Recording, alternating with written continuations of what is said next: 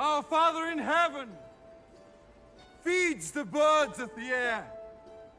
How much more will he give to you?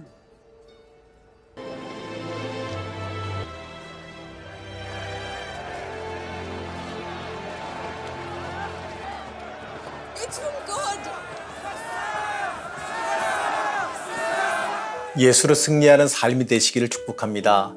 오늘 함께 보실 하나님의 말씀은 요한복음 6장 10절에서 11절 말씀입니다.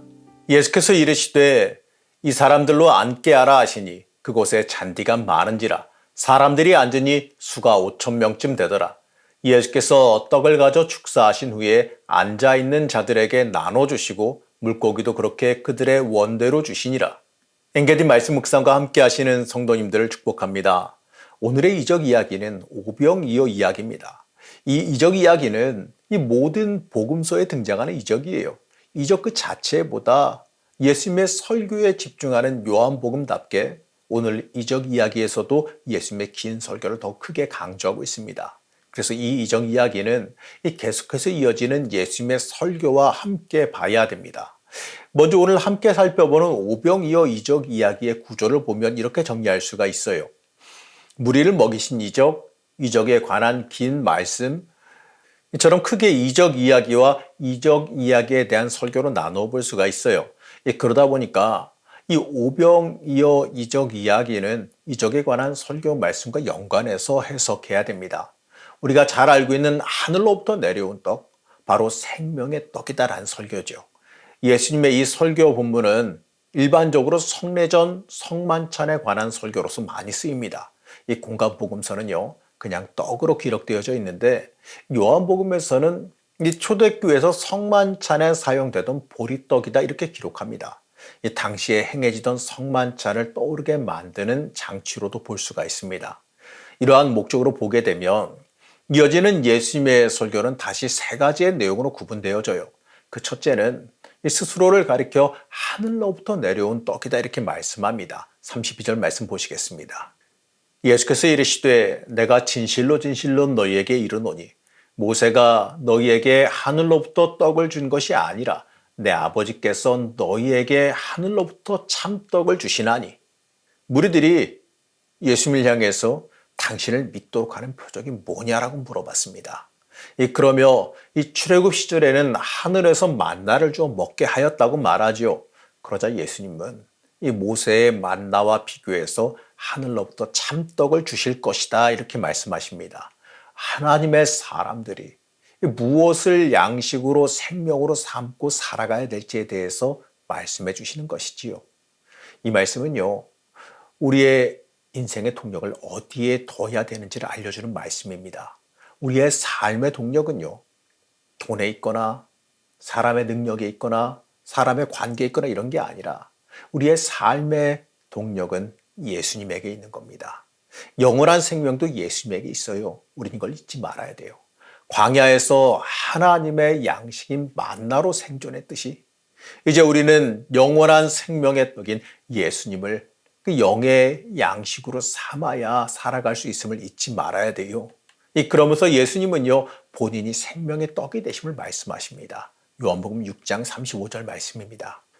예수께서 이르시되 나는 생명의 떡이니 내게 오는 자는 결코 줄이지 아니할 터이요 나를 믿는 자는 영원히 목마르지 아니하리라. 예수님 믿음을 강조하시지요. 우리에게 원하시는 것은 믿음입니다. 예수를 생명으로 받아들이고 믿음으로 예수님 앞에 나오라고 명령하십니다. 그런데 문제는 이스라엘 사람들이 이 말을 듣고 어찌 저가 자기 살을 내어주겠는가 하며 그 뜻을 이해하지 못했다라는 데 있는 거지요. 그러자 예수님은 생명의 떡의 의미를 가르쳐 주세요. 바로 예수의 살과 그 피를 먹고 마시는 것이 무슨 뜻인지를 말씀하십니다. 이 부분은 성만찬을 행할 때 예수의 살을 먹고 예수의 피를 마신다는 걸 강조하는 말이기도 해요. 이 성만찬의 의미는 주님의 살과 피를 먹고 마신다는 데 있어요. 이 말을 오해해서 이 초대교회가 마치 이 식인 행위를 한다고 공격을 받게 됐다는 겁니다. 이 말의 뜻은요, 우리의 죄악을 사하시기 위해서 찢기고 피 흘리신 예수님의 그 사랑과 은혜를 받아들이라는 의미입니다. 51절에서 이렇게 말합니다. 나는 하늘에서 내려온 살아있는 떡이니 사람이 이 떡을 먹으면 영생하리라. 내가 줄 떡은 곧 세상의 생명을 위한 내 살이니라 하시니라. 내가 줄 떡은 곧 세상의 생명을 위한 내 살이니라. 이러한 말씀에서 우리를 위해 당하신 그 십자가 고난의 의미를 알 수가 있습니다. 단순히 오병이어의 이적만 보면 이 불가능한 상황에서도 하나님의 기적으로 풍성하게 채우신다는 의미로 받아들일 수가 있어요. 그래서 우리의 어려움도 하나님께서 움직이시면 놀라운 기적으로 해결될 수 있다는 걸 기대하게 됩니다. 물론 하나님은 우리의 어려움을 해결하실 수 있습니다. 그래서 그 놀라운 기적을 통해 하나님께서 모든 어려움을 해결하심도 우리가 바라보게 되지요. 우리의 고난과 어려움 중에 채우시는 그 은혜를 기대하는 거, 이거 참 좋습니다. 그렇게 우리가 기대하면 믿음으로 기도하며 나아가야 되지요. 하지만 오늘의 이 요한복음의 기록 의도는요, 이 부분을 넘어서 이 성만찬의 의미까지 확장합니다. 우리를 위해 예수님께서 생명을 내어주심으로 이 죄로 인해 죽을 우리가 영원한 생명을 얻게 되었음을 가르쳐 주는 겁니다. 그렇기 때문에 우리를 위해 내어주신 그 살과 피를 받아들임으로써 우리가 참된 그리스도인으로 서게 됩니다. 그 살과 피를 받아들인다라고 하는 것은요, 예수 십자가 보혈이 나를 위한 고난이고 나를 정결케 해주며 내 죄를 사해 주시는 놀라운 은혜임을 믿고 고백한다는 의미예요. 우리의 생명의 양식은 바로 여기에 있습니다.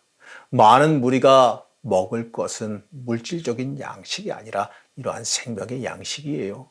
우리가 예수를 믿도록 행하는 표적이 무엇이냐 묻던 이스라엘 사람들에게 예수님은 십자가 보혈의 은총을 생명의 양식으로 말씀하셨습니다.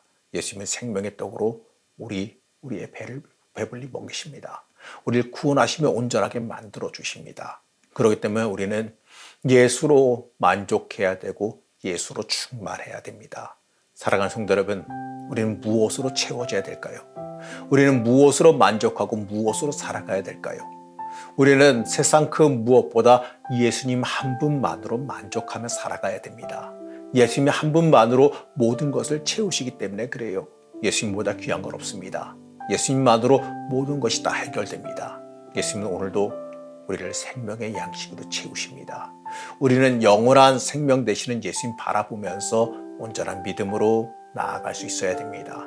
오늘 하루도 온전히 생명 되시는 예수님 붙잡고 살아가시기를 간절히 축복합니다. 우리의 생명 되신 하나님, 오늘 말씀을 통해 예수님이 우리의 인생의 생명 되심을 다시 한번 돌아봅니다. 우리가 예수님을 생명 삼지 못하고 이 썩어 없어질 것을 양식 삼아 살아가고 계신 나라인지 돌아보길 원합니다. 우리가 변화해서 예수님을 생명 삼아 살아가게 허락하여 주옵시고 참된 복의 길을 걸어갈 수 있게 허락하여 주시옵소서. 오늘도 예수로 생명 삼아 살아가는 하루가 되기를 바라오며 거룩하고 존귀하신 예수님의 이름으로 간절히 기도드렸습니다. 아멘.